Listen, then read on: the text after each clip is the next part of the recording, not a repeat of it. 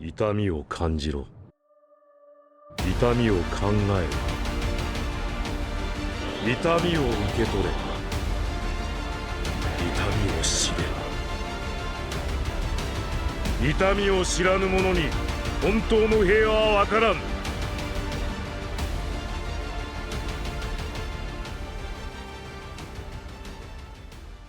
Wesh wesh canapèche, c'est Aspros et aujourd'hui au programme, le premier What If Story de la chaîne. Un What If Story, c'est créer un scénario alternatif en fonction d'un élément précis qui va changer le cours des événements d'une œuvre. On va prendre une situation initiale, ajouter notre élément et créer une nouvelle temporalité de l'histoire en fonction de ce dit événement. Et par effet papillon, si un petit élément change, tout le scénario sera modifié. Maintenant que tout est clair, qu'est-ce qu'on va voir aujourd'hui? Pendant l'attaque de Konoha, Minato a décidé de se sacrifier, lui et sa femme, pour diviser le pouvoir de Kyuubi et l'enfermer dans Naruto. Mais il y a un élément qui me pose problème. Minato n'aurait pas juste pu remettre Kyuubi en Kushina? Minato est mort parce qu'il a utilisé l'emprisonnement des morts sur Kyuubi pour diviser sa puissance en deux parce que récupérer Kyuubi entier aurait été trop lourd. Mais Kushina l'avait déjà en elle et elle a survécu la première fois.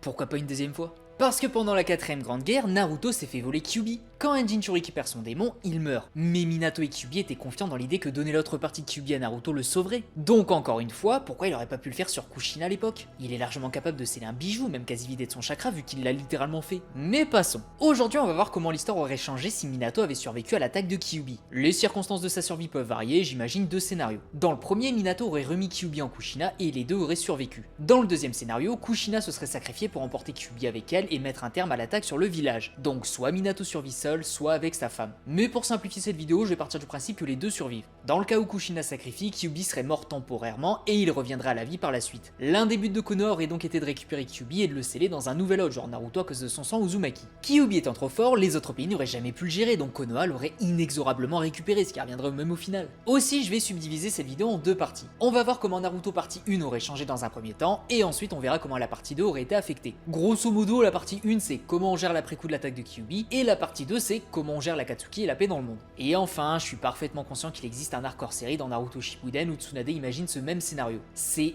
une possibilité parmi tant d'autres. Mon but à moi va être de créer un autre scénario en partant de la même base. Pas besoin de me dire que ma vidéo n'est pas cohérente vu que c'est pas comme dans les épisodes. Je vous rappelle que ça reste un arc hors série donc pas canon. Ma vidéo sera tout autant dans la continuité du manga que cet arc, c'est-à-dire pas du tout. Donc on va pouvoir s'amuser. Mais bref, puisque j'entends que vous êtes aussi hypé que moi quand j'ai vu lui enlever ses poids pendant l'examen de Chunin, on va pouvoir commencer à partir de la situation initiale de la partie 1. Au moment où Obito a fui après son combat face à Minato, ce dernier aurait décidé d'aller gérer Kyuubi. Il l'immobilise avec Gamabunta et le scelle en Kushina. L'attaque sur le village de Konoha se serait donc interrompue juste après ça. Minato et Kushina auraient survécu et Konoha n'aurait été que partiellement détruit. Et à partir de là, tout change. L'un des principaux événements de Naruto est la tentative de coup d'état des Uchiwa. Pour rappel, Tobirama a décidé de placer les Uchiwa à la fonction de police du village. Ça permettait au Hokage de garder un œil sur les Uchiwa tout en les faisant agir dans l'intérêt du village. Sauf que les Uchiwa ils étaient pas débiles, ils avaient compris le but et ils étaient pas forcément super contents. Pourtant, tout se passait super bien. Ils agissaient comme des ninjas responsables et Konoha pouvait prospérer. Sauf que l'attaque des Kyuubi a été l'événement déclencheur de la méfiance envers les Uchiwa. Des rumeurs voulaient que ce soit les Uchiwa avec leur Sharingan qui ont orchestré l'attaque de Kyuubi sur le village. Hiruzen, poussé par Danzo, a donc décidé de prendre les mesures nécessaires pour contrôler un petit peu plus les Uchiwa et les mettre à l'écart. Et à force de se faire traiter comme tout sauf des camarades, les Uchiwa ont décidé de se rebeller. Je vais vraiment simplifier l'histoire mais vous la connaissez tous. Le plus important à retenir est qu'après l'attaque de Kyuubi, les Uchiwa étaient les suspects numéro 1.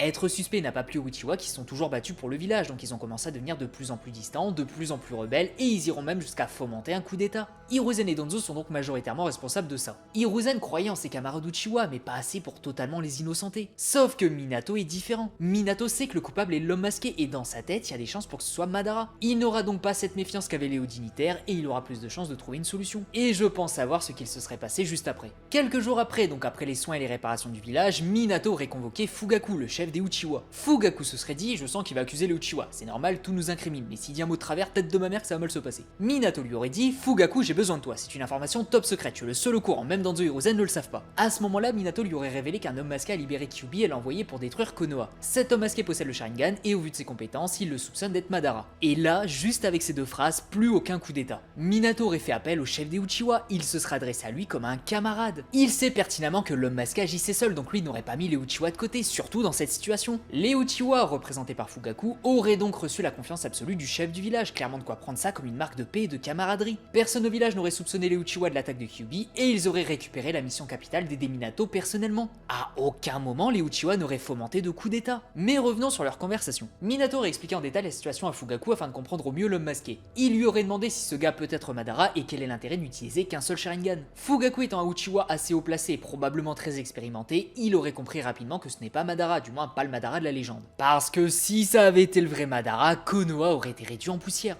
Mais bref, pour comprendre l'identité de l'homme masqué, une mission aurait été préparée. Minato a placé une balise sur le corps de l'homme masqué qui ne savait pas que la balise est indélébile. La mission, si vous l'acceptez, se téléporter avec Fugaku en Tsum Tsum auprès de l'homme masqué et le mettre hors d'état de nuire. Minato a de l'expérience face à l'homme masqué et connaît une bonne partie de ses pouvoirs. Fugaku, quant à lui, est un Uchiwa qui va percer à jour tous les mystères de son identité grâce à ses connaissances sur les Uchiwa et le Sharingan. À 2 contre 1, l'homme masqué n'a aucune chance de gagner. Du coup, après quelques échanges de coups, il va devoir fuir dans sa dimension Kamui et ne pas en sortir trop souvent pour éviter les attaques éclairs de Minato et Fugaku. Ces deux derniers vont donc rentrer bredouille au village, mais il y aura un sacré avancement, notamment grâce à Fugaku. Il aurait compris que l'homme masqué n'est pas Madara et il aurait capté qu'avoir un seul Sharingan n'est pas anodin. C'est le chef des Uchiwa, il a participé à la 3ème grande guerre ninja, donc il connaît sans doute l'histoire du jeune Uchiwa qui a perdu un Sharingan et qui l'a offert à son pote. D'autant plus que Kakashi au Sharingan s'est fait connaître dans cette même guerre. Minato va avoir du mal à le croire mais il va devoir se rendre à l'évidence. Kakashi a reçu le Sharingan d'Obito et le masque de l'homme masqué ne laisse apercevoir que son œil droit. Surtout que l'œil de Shisui produit une couleur différente de celui de Danzo, donc ce procédé peut être le même avec Kakashi. Et même il aura vu le Sharingan d'Obito, le Sharingan de Kakashi et il pourrait sans doute au moins théoriser le fait que les deux se ressemblent beaucoup dans leur constitution. Il y a une théorie qui dit que dans Naruto, chaque ninja est censé avoir une couleur de chakra plus ou moins unique. Shisui avait un chakra vert, Sakumo un chakra blanc et les Susanoo seraient à l'image de la couleur du chakra de l'utilisateur, donc violet pour Sasuke par exemple. Si l'œil de Kakashi est de la même nuance de couleur que le chakra de l'homme masqué, ça va faire beaucoup de coïncidences. Et je pense que le père d'Itachi pourrait clairement créer des hypothèses de la sorte. Donc Fugaku va soupçonner que l'homme masqué est Obito. Sauf que ce dernier se cache dans sa dimension, il va pas sortir souvent parce que sinon il risque sa peau. Donc comment faire pour aller le choper dans un coin et le tabasser? Eh bien Fugaku pourrait entraîner Kakashi à maîtriser sa pupille afin d'utiliser sa version du Kamui. Dans sa tête, le Sharingan de Kakashi et celui de l'homme masqué sont les mêmes, donc Kakashi a théoriquement les capacités de faire ce que l'homme masqué fait. Je vous rappelle que Kakashi a eu du mal à maîtriser son œil à cause de la consommation excessive de chakra, mais également parce qu'il a appris à l'utiliser en autodidacte. Avec les conseils du chef des Uchiwa, imaginez à quel point sa maîtrise aurait pu être terrifiante. Le gros point serait d'améliorer majoritairement son endurance dans un premier temps et ensuite d'apprendre à utiliser le Kamui. Mais très honnêtement, je pense que ça va se faire assez rapidement. Kakashi est un génie absolu, probablement top 5 des plus grands génies de l'histoire. Il a réussi à prendre le Kamui tout seul de base, donc avec les Uchiwa pour l'aider, ce Kakashi serait beaucoup plus rapide pour le faire. Mais surtout, lui aussi serait archi déter. Fugaku lui aurait dit, le mec qui veut éliminer Konoha est Obito. Kakashi ne l'aurait pas cru et se serait mis en quête de maîtriser le Kamui pour se prouver à lui-même que son ami n'a pas pu faire ça. On aurait donc un Kakashi ultra déter et super bien entouré pour maîtriser son Kamui. Peu de temps après, il serait capable d'aller dans la dimension Kamui avec Minato et Fugaku. Et là, l'homme masqué ne pourrait plus fuir. Je pense donc qu'il se ferait abattre. Probablement par Fugaku qui serait le seul à ne pas être déstabilisé dans cette affaire. Obito serait donc mort et tout le scénario de Naruto avec. Mais avant d'aller sur ce terrain, on va voir comment Konoha aurait changé via la mort d'Obito. Tout d'abord, les Uchiwa seraient plébiscités pour leur participation. Kyuubi a attaqué le village et les Uchiwa ont réussi à éliminer la personne à l'origine de cet événement. À partir de là, une confiance absolue naîtra entre les Uchiwa et le reste du village. Minato va sûrement avoir les Uchiwa encore plus en estime, notamment Fugaku qui pourrait devenir le Hokage de l'ombre. Non seulement les deux fonctionneraient bien ensemble, mais j'aime le fait d'imaginer les darons de Naruto et Sasuke occuper le même poste que leur fils dans la chronologie principale. D'ailleurs, petite parenthèse, il y a clairement des chances pour que Minato perde sa confiance en lui après l'épisode Obito. Pendant la guerre, il était complètement secoué quand il a vu qu'Obito était l'homme masqué. À ce moment-là, il pourrait décider d'abandonner sa place de Hokage parce qu'il ne se sent plus digne de ce poste. Je pense que là, Jiraiya, Hiruzen, Kushina et Kakashi vont l'aider à surmonter ça, mais s'il décide réellement de céder sa place, il risque de proposer un remplaçant plutôt singulier. Potentiellement Fugaku Uchiwa. Vu qu'il a une confiance aveugle en Fugaku, il risque de le proposer pour devenir Hokage, et au vu de son statut de sauveur, il y a des chances pour que ça passe. Si Minato avait survécu, Fugaku serait potentiellement devenu Hokage. Mais ce sera pour une autre vidéo. Les Uchiwa étant devenus les héros du village, ils n'auraient jamais fomenté le coup d'état. Pas de coup d'état, pas de massacre du clan. Donc les Uchiwa vont rester vivants dans cette histoire, notamment Fugaku, Itachi et Shisui. La relation Itachi-Fugaku ne va jamais se dégrader puisqu'Itachi ne sera pas tiraillé entre le village ou son clan. Shisui ne sera jamais pris à partie par Danzo vu qu'il n'aurait pas peur de se faire trahir par les Uchiwa. Mais surtout, les Uchiwa vont représenter un poids non négligeable dans la puissance militaire de Konoha. Konoha de base est déjà au-dessus des autres villages, alors imaginez Konoha avec Minato, Kushina, Itachi, Fugaku et Shisui, qui serait imprenable. Et d'ailleurs Konoha a un allié de choix. Le 4ème Raikage est un homme qui respecte plus que tout Minato. S'il a été aussi dur dans ses paroles avec Naruto, c'est parce qu'il croyait en Minato. Il a vu l'homme qui était Minato et il était persuadé qu'il apporterait la paix dans ce monde. C'est ce que le Raikage voulait, qu'un homme puisse apporter la paix dans le monde et il était persuadé que cet homme serait Minato. Si Minato est toujours en vie, la relation Konoha-Kumo ne pourra qu'être bonne. Le Raikage sera un allié de choix pour Minato. Personne n'osera attaquer l'un des deux villages sous peine de devoir affronter son allié en plus. Et on sait que le but de Minato est la paix mondiale. Évidemment qu'il va tout faire pour stopper tous les conflits. Mais bon, à ce moment-là de l'histoire, il pourra pas faire grand chose si ce n'est de dissuader les villages de s'en prendre à Konoha, à Kumo et potentiellement à Suna. Il y a Konoki qui risque de faire des manières, mais tout seul il pourra pas faire grand chose. On va donc être dans une situation où les conflits seront plus limités. Pas disparus, mais c'est déjà une bonne base. Concernant Konoha, il y aurait eu les problèmes d'Anzo et Orochimaru à régler. Pour Orochimaru, je pense qu'il va déserter le village assez rapidement. Dans la chronologie principale, il a déserté le village peu de temps après l'ascension de Minato au titre d'Hokage. La seule personne capable de le stopper dans ses expériences était Hiruzen, mais Hiruzen ne pouvait pas se résoudre à tuer son ancien disciple, et je pense qu'Orochimaru le savait, donc il en a joué un petit peu. Il a fait plein d'expériences dans le village, et il s'est dit que la seule personne qui peut l'arrêter est son maître, mais il n'aura jamais la volonté de le faire, donc il était plutôt safe. Sauf que dans cette chronologie, il y aurait Minato, Fugaku, Itachi et Shisui qui pourraient l'arrêter. Continuer ses expériences dans le village aurait été trop dangereux et il aurait déserté très vite. Et même pas en rêve il aurait attaqué Konoha. Si Minato avait été à la place d'Hiruzen, Orochimaru aurait compris le éclair jaune de Konoha. Quant à Danzo, il serait bloqué. Son but est de devenir Hokage parce qu'il n'a aucune confiance dans les méthodes d'Hiruzen. Sauf qu'Hiruzen était le seul réel candidat au titre d'Hokage. Orochimaru était un déserteur, Tsunade était en train de s'alcooliser dans le village d'à côté, et Jiraiya était en roue libre avec ses... collecte d'informations.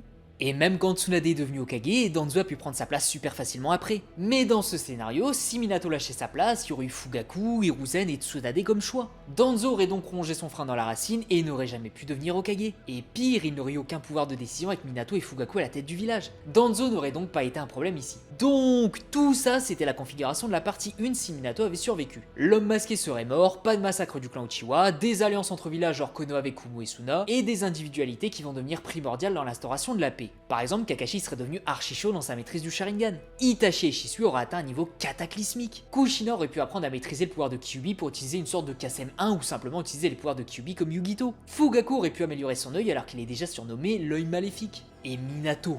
Oh bordel Minato. Imaginez à quel point il serait devenu imbattable. Mais sinon, on a quasiment tout vu. À une exception près. Que manque-t-il à ce What If Story Naruto pour être complet?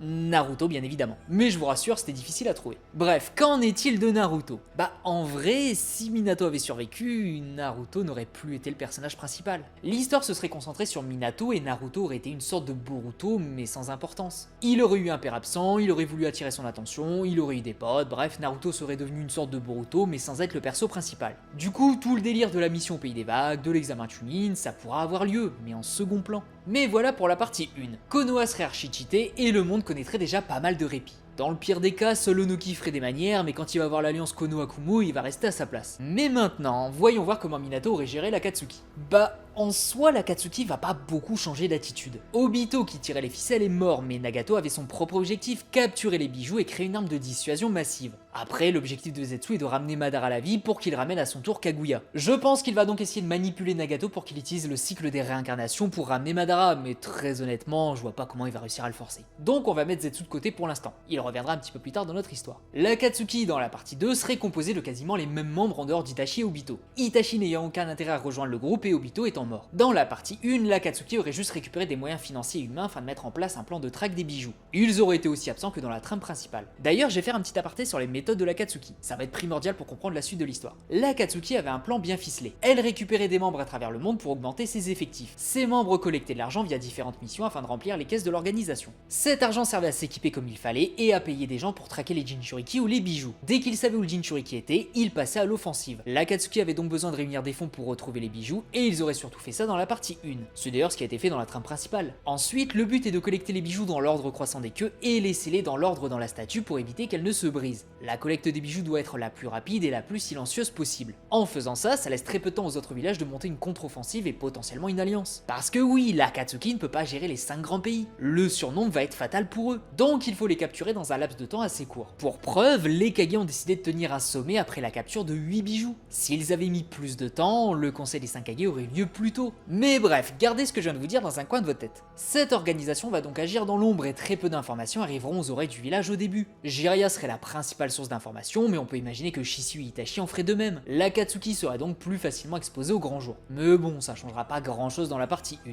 Mais là, on est dans la partie 2. Dans cette partie, l'Akatsuki a récupéré des membres, a récupéré suffisamment de moyens financiers pour mettre en œuvre une traque des bijoux, et elle s'apprête à attaquer. La collecte des bijoux aurait commencé, et je pense que dès le deuxième bijou capturé, les ennuis vont arriver. D'ailleurs, notez que Suna n'aurait jamais attaqué Konoha dans la partie 1, donc Gaara aurait eu une enfance pourrie jusqu'à ce qu'il se fasse capturer par Deidara. Mais passons ce petit détail. Le deuxième bijou capturé serait Nibi, le démon de Yugito. Sauf que Yugito fait partie du village de Kumo, un allié de Konoha. L'information sera partagée, et ces deux villages vont sans doute décider de traquer l'Akatsuki d'entrée de jeu. D'autant plus que Suna et Konoha devraient, en toute logique, avoir une bonne relation. À ce moment-là, les constatations sont flagrantes. Les deux premiers bijoux ont été capturés, et c'est probable que les autres soient sur la liste. Du coup, conseil des 5 Kage avec Minato comme organisateur. Minato va dire que les bijoux sont capturés et qu'il faut arrêter ça pour l'équilibre du monde. Parce que oui, avoir un bijou représente un contre-pouvoir efficace. C'est genre, si un village en attaque un autre, il va pouvoir utiliser son bijou pour détruire le village adverse. Mais comme on ne peut pas prendre le risque de perdre son bijou, on n'attaque pas de peur de se faire soi-même capturer son bijou ou détruire son village. Bref, Minato, le Raikage et le Kazekage seront chauds pour au moins cesser le feu temporaire. Le but serait de se concentrer sur l'élimination de l'Akatsuki et les villages vont s'allier pour s'en occuper. Bon, je vais pas pousser l'analyse à fond, mais Itachi et Shisui en duo extermineraient n'importe quel autre duo, y compris celui de Pain et Conan.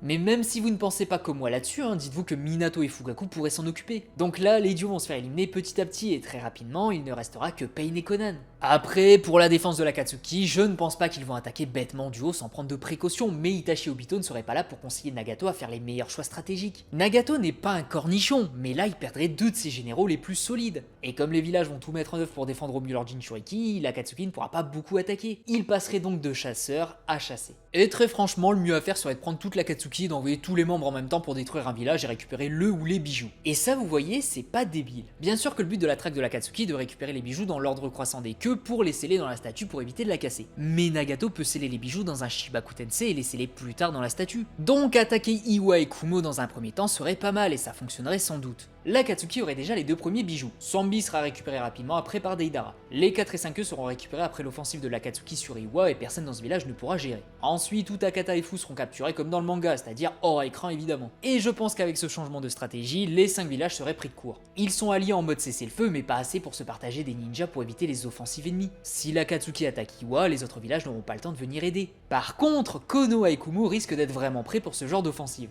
Killer Bee sera sans doute envoyé à Konoha vu que c'est l'endroit le plus safe qui puisse exister. Kumo se ferait probablement démonter le kiwi et l'Akatsuki sera en mode on va aller à Konoha pour le chapitre final. Sauf que non. L'Akatsuki, peu importe comment on regarde ça, n'a aucune chance contre Konoha. Il y a Minato, Fugaku, Itachi, Shisui, Kakashi, Gai et Kushina. Surtout que si Killer Bee se trouve au village, va falloir l'arrêter et c'est pas facile. Attaquer Konoha de face serait la mort absolue et j'espère très sincèrement que Nagato en est conscient. Parce que s'il pense que l'Akatsuki peut gérer cette version de Konoha, il va le sentir passer. Et très franchement, peu importe l'offensive de l'Akatsuki, elle mourra obligatoirement. Il y aura sans doute une confrontation Minato-Nagato quand toute l'Akatsuki sera décimée et Nagato va voir que le monde change petit à petit. Il va voir en Minato ce qu'il a vu en Naruto, un être qui a la volonté de tout changer. Sauf que contrairement à Naruto, Minato aurait déjà entrepris des démarches et aurait apporté une demi-paix dans le monde ninja. Nagato va donc se sacrifier pour ressusciter les gens morts à Konoha et potentiellement ceux des autres villages si ça passe. A voir s'il y a vraiment une limite en termes de temps, mais peu importe, il mourrait également. Mais ensuite, qu'est-ce qui se passe? L'Akatsuki est fini, donc il se passe quoi? Les pays se seraient alliés et la menace a été éliminée. On aurait donc une paix mondiale avant l'heure. Peut-être pas aussi solide que celle qu'on a eue dans la chronologie principale, mais on aurait bâti les fondations du pont menant vers la paix.